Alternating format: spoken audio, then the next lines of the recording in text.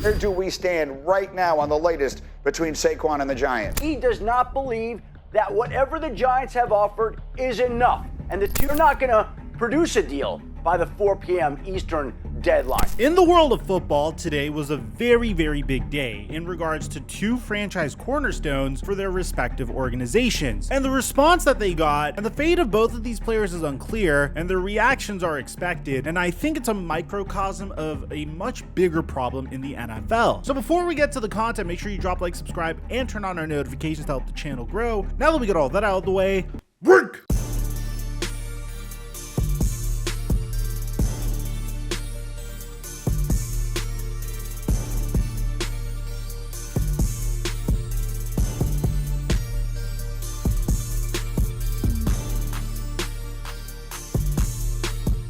Mic check 1 2 1 2. What's going on, everybody? The New York Giants had a very unique offseason this year. After hiring Brian Daboll in the 2022 offseason, even though that had its own controversy, Daboll was able to get the absolute best out of Daniel Jones, which was very admirable considering the fact that most other teams would 100% give up on Daniel Jones at this point in time. Not the New York Giants. They brought in Brian Daboll, and Daniel Jones responded with a season where he had a 67% completion percentage, threw for over 3,000 passing yards, 15 touchdowns, and 5 interceptions. He had his career high passer rating and QBR. And the reason why I thought this was so unique is instead of choosing to select a brand new player in the NFL draft, they decided to try to develop their existing quarterback. And once he did have a good season, they decided to pay him quite literally the same exact amount of money as Dak Prescott is getting paid currently. New York Giants signed Daniel Jones to a contract extension, and the contract extension wasn't too egregious. I felt like Daniel Jones could have really hooked up the New York Giants here if he took even less, but he's pretty much getting paid 4 years, $160 million with $81 million guaranteed, which makes him the 9th highest quarterback in the NFL right now. The offseason was very significant for the New York Giants because they had some decisions to make. First was what they were going to do in regards to Daniel Jones. Once they figured out the Daniel Jones situation, what are they going to do in regards to their star halfback Saquon Barkley, who also had a career renaissance underneath Brian Daboll's first year. Saquon Barkley had the best season of his career in 2022, rushing for over 1,300 yards, scoring 10 touchdowns, and adding 338 yards in receiving. This helped him bring his second career Pro Bowl. So why would the New York Giants decide to extend Daniel Jones, but not extend Saquon Barkley? Saquon Barkley just finished his age 25 season. Well, if you look at Saquon Barkley, there are some question marks with him. The 2 seasons prior, he wasn't necessarily as prolific. The year prior, in 2021, in Joe Judge's final season, Saquon Barkley rushed for 593 yards. He was only able to tack on 2 touchdowns. You would think this is a season where he was injured a lot, but no, he played in 13 games. His yards per carry were 3.7. He wasn't nearly as much of a factor in the receiving game. The year prior, Saquon Barkley was practically injured the whole season. He played in 2 games, and that was about it. So Saquon has been in the NFL for 5 seasons. His first 2 seasons were relatively good. His last season was relatively good. The 2 seasons in between, the Joe Judge years, weren't necessarily the greatest. And in the NFL, in order to get a contract extension as a running back, you need to prove that you're truly a once-in-a-generation type running back, in addition to proving that you have longevity at the position. On the flip side, you have the story of Josh Jacobs, who's even more unique if you ask me. Josh Jacobs wasn't the 2nd overall pick in the 2018 NFL draft the way Saquon Barkley was. Josh Jacobs was relatively consistent throughout his entire career for the Las Vegas Raiders. I mean, in his entire career, Josh Jacobs only had 1 season where he was a sub 1,000 yard rusher, and that was in 2021. In 2020, he exceeded 1,000 rushing yards in just 15 games, and he was able to make it to a Pro Bowl as a result of that. He also added 12 touchdowns, and that's before we get to last season. Last season, when the Las Vegas Raiders looked like they were giving up on Josh Jacobs altogether, they declined his rookie option, which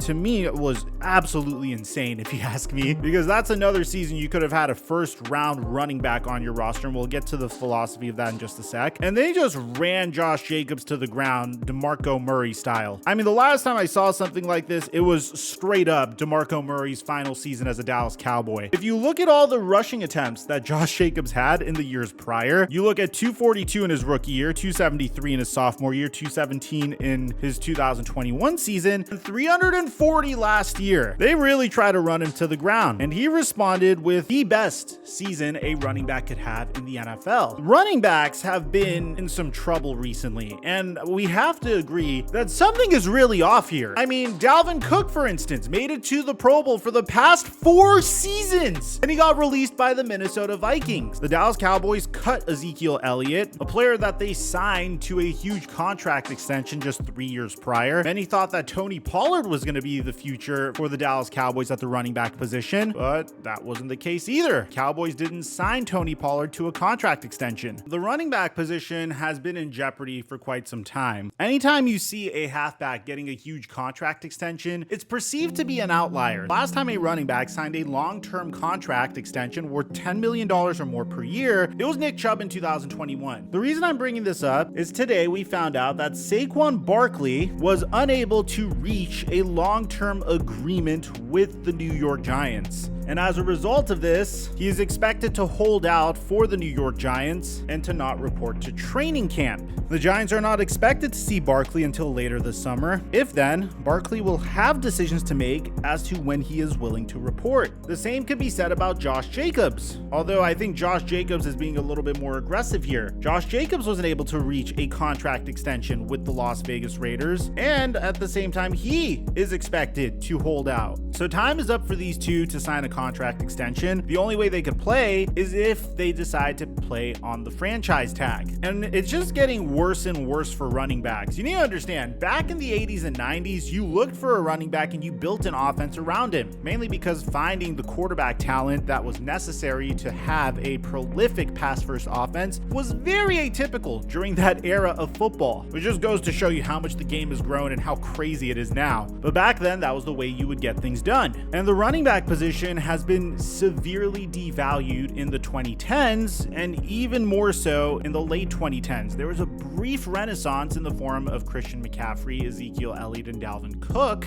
but now it's just gotten to a worse and worse position. This could go into the regular season for both of these players like Le'Veon Bell. And speaking of Le'Veon Bell actually expressed regret for his 2018 holdout that went way too long and way too far, which resulted in him losing out on the entire season of pay. And then he signed with the New York Jets. He played horribly underneath Adam Gase, who could have told you that, and then bounced from team to team and was washed out of the NFL relatively quickly. The issue in the NFL currently is the fact that before you would see running backs selected in the 2nd round or in the 3rd round, and hey, hopefully they pan out, because if they don't, then we could just draft additional running backs later on in the NFL draft in the future. Now there's a brand new trend. You want to draft a running back in the 1st round of the NFL draft because that would give you 5 seasons of that running back on your roster. Once their rookie contract has expired, you just let them go because they'll probably give you 1 to 2 more years of production, and that'll be it for them. That's the current trend. That's why Dalvin Cook got released. That's why Saquon Barkley and Josh Jacobs can't sign contract extensions. Jeff Darlington says it the best here. If the devaluation of running backs continues, I wonder if the league and the union would ever negotiate a rule limiting the number of years for a running back's first contract. It would cause a running back to get to market faster and also will make teams less inclined to draft and dump. So that's one proposal to fix the current situation we have. But in my opinion, running backs need to figure out a way to add value to their existing position. No longer can you just carry the football for your team and hope to get paid as such. I mean, you look in the case of Alvin Kamara, the Saints had no choice but to sign Alvin Kamara to a contract extension.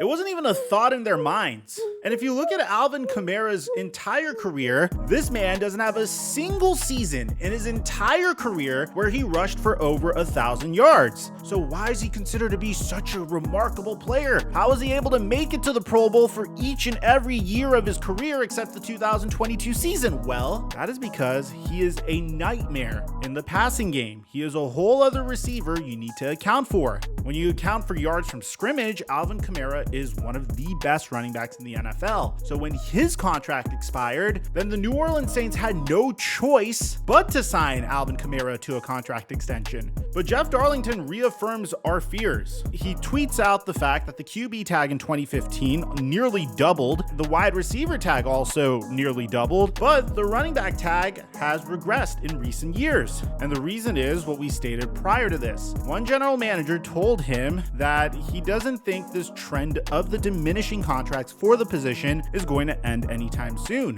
I'd rather draft one high and let him walk after 5 years than pay him big money. So there's two ways that this can go. Running backs either need to start cross-training as wide receivers as well to try to boost their value in the market, or the players union needs to institute some sort of rule. Maybe once a running back gets drafted in the NFL draft, in 2 to 3 years their rookie contract expires and then you have to pay them. But then wouldn't that motivate teams to not draft running backs at that point? It's a huge problem, and throughout time there's been years where specific positions value has elevated and some positions have gone extinct altogether. You look at the fullback position, for instance, most teams don't have one. They just use their tight end as a fullback. A tight end that was a force in the receiving game wasn't necessarily as common in the past, but it is a necessity right now. And that's the beauty of our game. The game evolves and players must evolve in order for them to boost their value as much as they possibly could. But for now, I don't necessarily blame the New York Giants for not extending Saquon Barkley, because what if you end up paying him $15 million a year only for him to get injured 2 seasons down the line, or for him to average 3.5 yards per carry 3 years down the line? What if the same could be said about Josh Jacobs? It's just not worth the risk, especially if you look at the chart that I tweeted out on my Twitter account. If you take a look at this chart, we brought it up in the past. This is every Super Bowl winning leading rusher plus their base salary since 2009. There isn't a single player on this list that has made over $2.5 million.